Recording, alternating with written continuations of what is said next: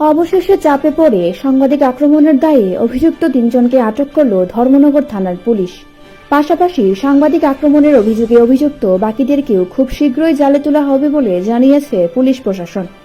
প্রসঙ্গত, বিগত 14 August Jubarajnagar block এলাকায় ত্রিস্তর পঞ্চায়েত নির্বাচনের ফলাফল সংক্রান্ত বিষয় নিয়ে শাসক দলের নেতাকর্মীদের উপস্থিতিতে যুবরাজনগর ব্লকের অস্থায়ী ভোট গণনা কেন্দ্রের সম্মুখে বিশৃঙ্খল পরিস্থিতি সৃষ্টি হলে সাংবাদিকরা খবর সংগ্রহ করতে সেই জায়গায় উপস্থিত হন।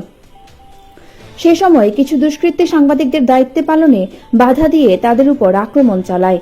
তাদের ক্যামেরা ও মোবাইল ছিনিয়ে নেওয়ার চেষ্টা করে, যদিও পরবর্তীতে পরিস্থিতি নিয়ন্ত্রণে আনে। এদিকে সেদিন রাতেই আক্রান্ত সাংবাদিকরা ধর্মনগর থানায় অভিযুক্তদের বিরুদ্ধে মামলা করেন, কিন্তু অভিযুক্তদের আটক করতে পুলিশের গা ছাড়া ভূমিকা সাংবাদিক মহলে এবং অন্যান্য জনসাধারণের মধ্যে বিরূপ প্রতিক্রিয়া সৃষ্টি হয়। সাংবাদিকরা পুনরায় ধর্মনগর মহকুমা পুলিশ আধিকারিকের সাথে দেখা করে অভিযুক্তদের কঠোর শাস্তির দাবি করেন। সেখানেও পুলিশের ভূমিকা সন্দেহজনক দেখা দেয়। ঘটনার প্রায় 11 দিন পর বিক্ষুব্ধ সাংবাদিকরা একত্রিতভাবে ধর্মনগর পুলিশ সুপার ভানুপদ চক্রবর্তীর সাথে দেখা করেন। ঘটনার বিস্তারিত জানিয়ে অপরাধীদের আটক করে দৃষ্টান্তমূলক শাস্তির দাবি জানান। অন্যথায় বৃহত্তর আন্দোলনের যাবার হুঁশিয়ারি দেন সাংবাদিকরা।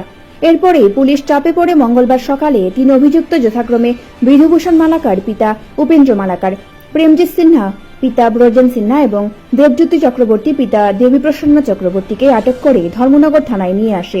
তাদের বিরুদ্ধে আইনত ব্যবস্থা গ্রহণ করা হবে বলে জানিয়েছেন ধর্মনগর থানার OC. Bureau report, Dharmanagar news online.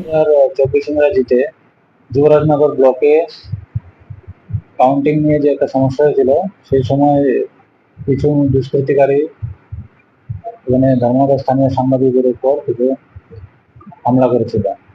সেই ব্যাপারে আমাদের ধর্মনগর থানায় একটা কেস রেজিস্টার হয়েছিল, যার কেস নাম্বার 77/2024। তো সেই কেসের পরিপ্রেক্ষিতে আমরা কিছু দুষ্কৃতিকারীকে আইডেন্টিফাই করেছি এবং এর মধ্যে 3 জনকে আমরা নোটিশ করে থানায় ডাকিয়েছি এবং তারা অ্যাজ পার প্রসিডিওর যখন আয়ও ডাকবে থানায় এসে হাজিরা দেবে এবং ইনভেস্টিগেশনে সহায়তা করবে। আপনাদের ফুটেজ দেখে আমরা আরো দুষ্কৃতিকারীদের চিহ্নিত করার চেষ্টা করছি। তাদের নাম আমাদের কাছে কিছু আছে, আমরা তাদের বিরুদ্ধে যথাযথ ব্যবস্থা নেব। স্যার, যাদের আটক করা হয়েছে তাদের নাম?